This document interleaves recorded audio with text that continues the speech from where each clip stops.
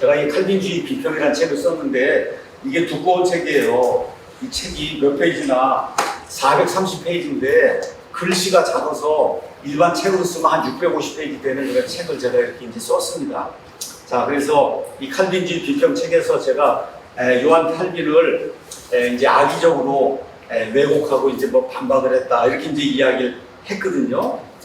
자, 그래서 설교에서 칼빈을 잔인무도한 학살자로 규정을 하고 칼빈이 세례중생, 점진적 구원을 가르친 이단으로 단죄를 하고 칼빈주의를 인간의 자유를 말살하고 전체주의 독재를 정당화하는 배설물 같은 사상으로 이렇게 매도했다. 자, 제가 말씀드릴게요. 이 책 여러분 가셔서 110쪽 한번 가서 보시면은 거기에 어거스틴과 칼빈을 이단자라고 이제 거기에 지칭을 해놨는데 이게 내가 한 게 아니고 이거는 번역을 한 거예요. 이 책을. 이 책의 저자가 누구냐? 데이비 클라우드라고 하는 유명한 침례교 신학자인데 이 사람의 저작을 그대로 번역을 한 겁니다. 110쪽에. 그래서 이 클라우드가 자신의 책에서 어거스틴과 요한 칼빈은 명백히 이단자였다라고 명시적으로 밝혀서 저는 그대로 옮긴 거예요, 일단은. 근데 그렇게 적어 놓으면 분명히 이것 때문에 이제 문제가 생긴다. 제가 그렇게 생각을 하고, 그 밑에 가서 보시면 각주를 달아놨죠? 여러분 지금 책을 펴시고 한번 보시거나 여기에 제가 각주를 그대로 옮겨놨습니다. 그래서 제가 뭐라고 이제 썼냐. 이 번역문이 혹시라도 오해를 살까봐 클라우드가 사용한 이단자라고 하는 표현의 의미를 설명하는 각주를 거기에 달아놨어요. 거기에. 그 각주에서 저는 뭐라고 얘기하냐. 이단이라고 하는 그 헬라어 단어가 하이레시스인데 이 이단이라고 하는 그 말은 원래가 파당이라는 말이다. 나와 다른 거를 믿는 파당, 다른 사상을 따르는 이런 무리를 이야기할 때 그게 원래 이단이라고 하는 그런 말이다. 그게 갈라디아서 5장에도 있고 한 걸 다 밝히고 다시 말해 클라우드가 어거스틴과 칼빈을 이단자라고 부른 것은 그들의 구원 여부를 판단하려고 하는 것이 아니라 그들의 교리가 성경에서 벗어난 별개의 파당적인 사상임을 지적하려는 것이었다. 그걸 제가 그 밑에 각주로 이렇게 기록을 해놨어요. 각주로. 그러니까 이런 걸 보고, 그리고 뭐 이단자다 뭐다 이제 이야기를 해야 된다. 일단 얘기하고. 자, 그럼 칼빈의 교리에 문제가 있냐? 문제가 있다. 칼빈은 단 한 번도 유아 세례와 그 다음에 세례에 의해서 사람이 다시 태어난다고 하는 세례 중생, 이게 어디서 온 거냐? 천주교에서 온 거잖아요.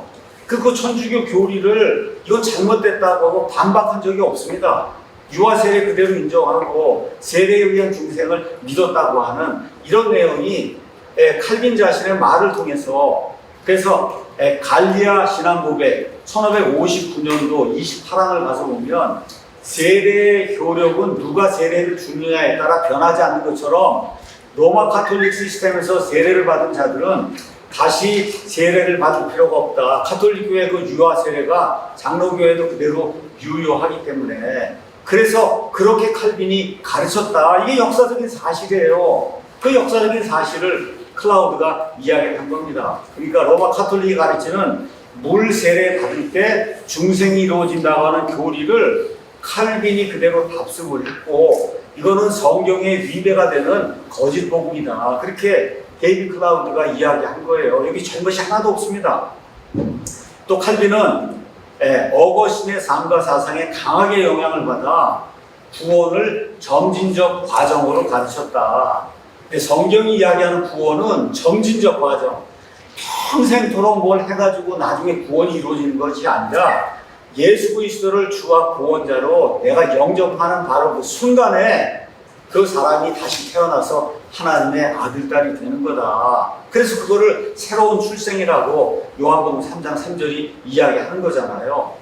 그러니까 예수 그리스도를 믿는 그 순간에 사람이 완전하게 거듭나서 그래서 하나님의 아들딸이 되는 거지 평생 동안에 뭐 7 성사나 이런 걸 거쳐가지고 그렇게 해서 구원이 완성이 되는 이런 게 아니다. 그렇게 제가 이제 다 이야기를 하고 또 그거를 데이비 클라우드가 이야기를 했어요. 근데 칼빈은 이런 회심에 대해 한 번도 말하지 않고 대신 천주교의 이런 모든 교리의 토대를 놓아준 어거스틴의 이런 모든 걸 따라서 어거스틴이 뭐 동산 체험을 했다고 하는데 여기에서 비롯된 천주교에는 7 성서가 있잖아요. 그 성서의 첫 번째가 뭐예요? 유아세례인데 유아세례부터 시작해서 쭉 모든 걸 다 거쳐가지고 그래서 점진적으로 회심이 된다고 한 이런 개념을 따랐다. 그러니까 어거스틴이 그걸 따랐고 칼빈이 그런 것들을 따랐다라고 데이비드 클라우드가 역사적인 이와 같은 사실을 근거로 이야기한 겁니다. 그래서 이 칼빈주의 비평 책에서 이단자라고 데이비드 클라우드가 이야기한 걸 제가 그대로 번역을 하고 각주까지 적어놨는데 어쨌든 이거는 침례교 신학자의 지적을 그냥 정실하게 번역하고 그 의미를 전달한 거지 여기서 벗어난 것이 하나도 없다. 자, 그 다음에 이제 제가 칼빈과 루터의 흑역사라고 하는 이 칼빈주의 비평의 423쪽에 가서 보면 제가 이 두 사람의 만행을 이야기하면서 이렇게 먼저 이야기했습니다. 저는 종교개혁자들의 다섯 솔라를 믿으며 많은 면에서 그들을 존중하고 그들의 용기에 찬사를 보냅니다. 제가 이렇게 썼습니다. 1000년 이상 진행이 된 로마 가톨릭 중세 암흑 시대를 거치면서 성경과 교리가 완전히 가려져서 보통 사람들은 성경을 읽지도 못하고 보지도 못했습니다. 이런 시대에 루터, 칼빈, 쯔빙글리 등이 이신칭의 그 다음에 다소 솔라 등을 맺으며 암흑 시대에 밝은 빛을 주었으니 이것은 참으로 감사한 일입니다. 제가 그렇게 다 기록을 했습니다. 이 사람들에 대해서. 그래서 용기를 칭찬하고 공헌을 다 인정을 했어요. 그래서 그 다음에 제가 이야기한 거는 그럼에도 불구하고 이런 사람들도 다 인간이기 때문에 나약하고 연약하고 하기 때문에 이런 사람들을 성욕화해갖고 그렇게 죄가 하나도 없는 것처럼 이렇게 만들면 안 된다. 그걸 제가 이야기한 거예요.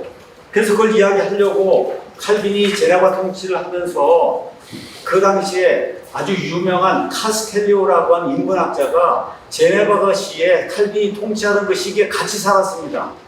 그래서 그 카스텔리오가 눈으로 목격했고 눈으로 확인했던 칼빈이 했던 그런 일, 그거를 오스트리아의 유명한 전기작가 츠바이크라고 한 사람이 제목을 다른 의견을 가질 권리, 칼빈이 절대 제네바에서 다른 의견을 허용하지 않았기 때문에 책 제목이 다른 의견을 가질 권리 해갖고 이 카스텔리오가 경험했던 모든 걸 그 안에 적어놓은 거예요. 그래서 카스텔리오가 눈으로 확인한 게 뭐냐, 인구가 10,000명이 안 되는 그 제네바시를 통치하면서 첫 5년 동안에 13명을 교수행에 처하고 10명의 목을 자르고 35명을 화형에 처하고 76명을 추방을 했다. 이게 누가 얘기한 거냐? 여기 다른 의견을 가질 그 권리에서 카스텔리오가 자기 눈으로 목격한 거를 그걸 기록으로 남기고 그 유명한 이 전기작가 이 사람이 이거를 다른 의견, 왜 칼빈과 다른 의견을 가졌다고 하는 그것 때문에 이렇게 사람을 죽이거나 했는데 이런 일은 해서는 안 된다. 이 전기작가도 이야기하고 카스텔리오가 이야기했기 때문에 제가 그거를 그대로 인용을 한 거예요. 제가 뭐 역사적인 팩트를 부정하거나 한 것이 전혀 아니라, 자, 그런 맥락에서 루터도 좋은 일을 많이 했지만 루터가 1543년에 유대인들과 그들의 거짓말이라는 이 소책자를 만들었습니다. 그래갖고 유대인들을 핍박을 하고 유대인들이 죽음에 처해지도록 엄청난 이와 같은 그 일을, 나쁜 일을 루터가 이제 했어요. 자, 근데 이게 나중에 어디에서 문제가 되냐? 여러분, 나치 독일이 유대인들을 600만 명을 죽이잖아요. 이렇게 했을 때 아돌프 히틀러가 뭐라고 얘기했냐? 나는 루터가 하라는 대로 한 거다.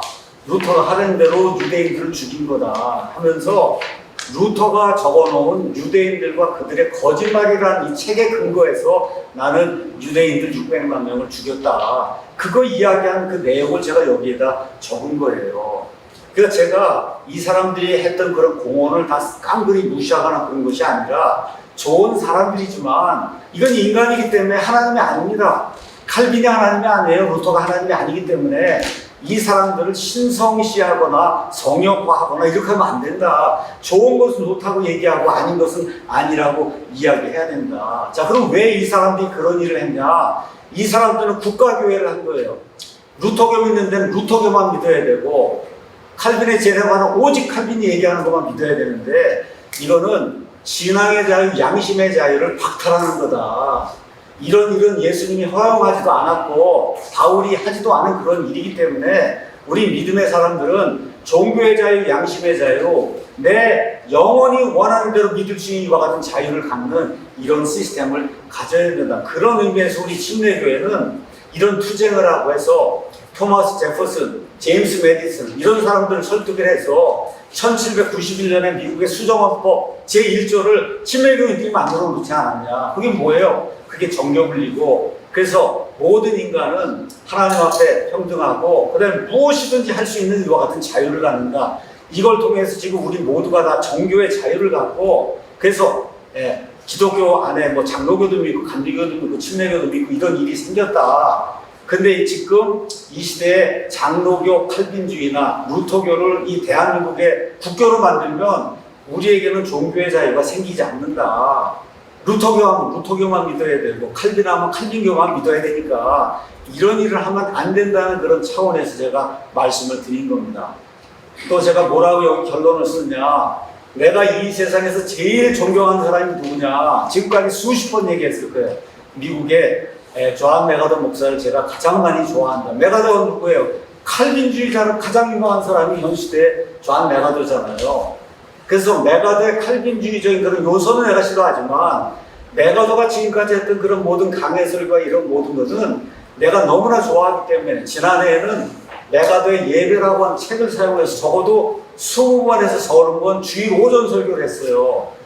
그 다음에 제가 이 대한민국 땅에서 가장 존경하는 목사가 누구냐, 김남준 목사라고 얘기했어요. 역시 이분도 칼빈주의자인데 우리 교회 성도들에게 얼마나 많이 김남준 목사님 책을 소개했는지 모릅니다. 그러니까 제가 말씀드리고자 하는 거는 칼빈주의자이기 때문에 다 안 되고 그런 이야기를 하는 게 아니라 칼빈주의자든 알미니안주의자든 옳게 말하는 건 받아들이는 거고 옳게 말하지 않는 건 다 갖다 버려야 되는 거다.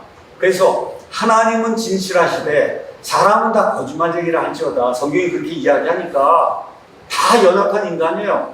좋은 것은 받아들이고 아닌 건 갖다 버려야 된다. 이런 이야기를 했고, 제가 이렇게 칼빈주의라고 비판한 거는 나만의 독특한 주장이 아니고 감리교, 성결교, 오순절 교단이 극도로 미워하는 게 뭐예요? 그게 칼빈주의예요.